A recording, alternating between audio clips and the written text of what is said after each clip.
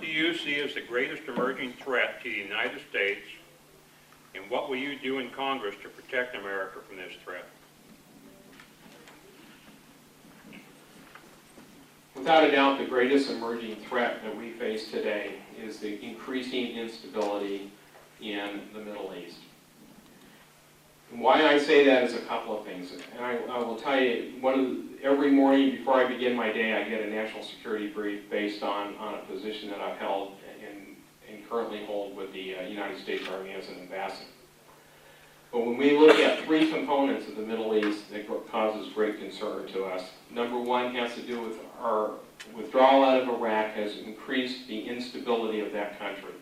If you read in the newspapers and you see the increasing violence that is occurring in that country, you can see that the government that we established there is rapidly unraveling, and there is no backup mechanism or safety net to hold that.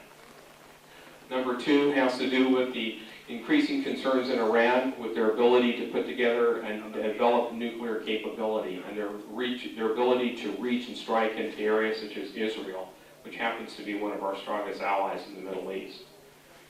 Number three has to do with the increasing instability in Syria and the potential of that government toppling. And then number four has to, perhaps, which is the one that is the most deadliest of those three, and yet is very quiet under the radar screen, and that is the Al-Qaeda, a terrorist group joining forces with Al-Qaeda. Those in and of themselves are not all that a threat to the United States, but when you look at the potential of those two organizations joining forces and with the sleeper cells that they operate here within the United States, those are a recipe for a disaster that involves magnitudes that are beyond anything we have seen in recent times, especially for the Western civilizations. We are doing our best to disengage ourselves out of the Middle East and bring our forces home, but we have yet to get that piece taken care of, and so our concern is that we may get drawn back into a vortex that we don't want to be. And then you add to that the President's proposal to draw down the military to a size that is smaller than it has ever been in the history of this nation. When you look at his proposal of drawing down the Army, the 100,000 troops, the 32 brigades, the 6 squadrons, the 130 aircraft, the Marine Corps down to 132,000, and the 2 subs and the 6 cruisers of the Navy, that makes our national security extremely vulnerable. And to a point that I would have grave concerns that our ability to not only defend our shores, but to defend our interests wherever we have Americans would be severely threatened. So those are the concerns I have as a congressman. I will fight to keep the President from changing the status of our military and drawing it down and threatening the security of this nation. I think I'll do this standing up. I'll take a little different approach to what's the greatest threat to the United States, emerging threat. It's the debt.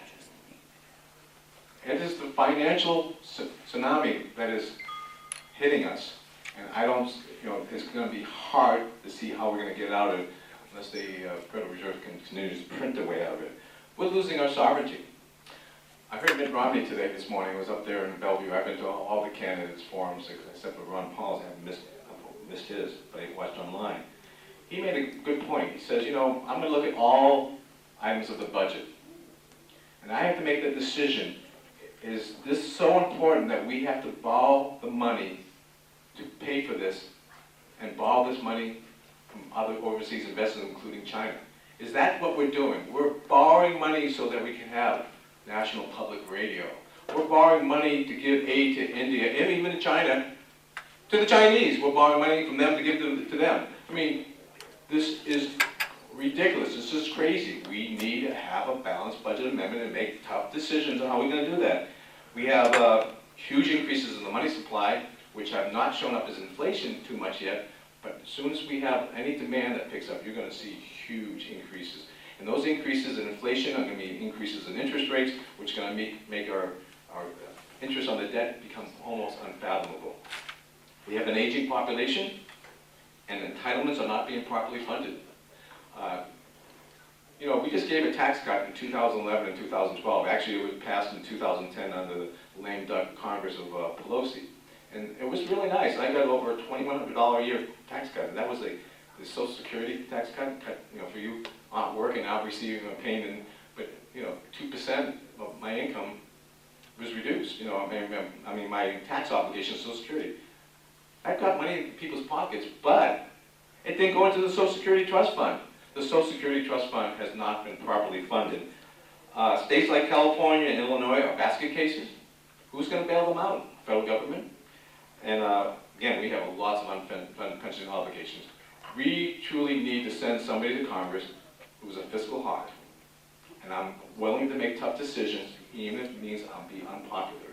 I've never sought to be more popular by being an elected official. It does not always make you friends. And I have some people in this room who don't like me because of some things I've either said or done that didn't make me popular, but that's, so be it. If this was a popularity contest, I'd do something else, believe me. Thank you. Well, the best thing to do is make sure we defeat Obama. I think the executive branch, unfortunately, has a lot of that power, and then any agreements are usually made through the Senate of their treaties. But I would, as a congressman, I would hopefully work with a Republican leadership to propose bills that would hopefully counter them.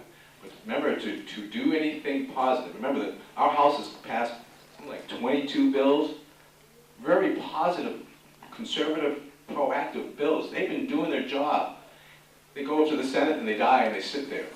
Harry Reid is basically doing nothing. There's been over 1,050 days now without a budget, including when they controlled everything. And so it comes down to, we need to defeat Cantwell, we need to hopefully get a Republican Senate, a Republican Congress, and then a Republican president. And if we don't, after the first 2 years with that scenario, don't get things done, we should all be fired. Thank you.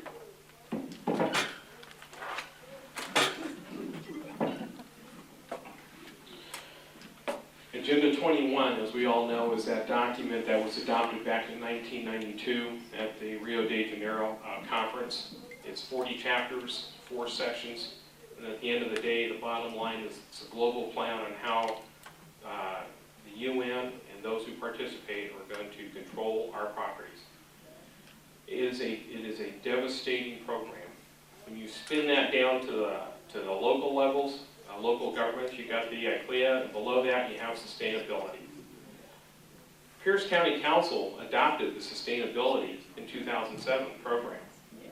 We should have said no to it at that time, and we didn't.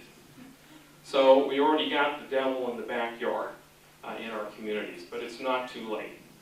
Certainly, as a congressman, my commitment is that we would fight to remove this agenda off the national agenda. Amen.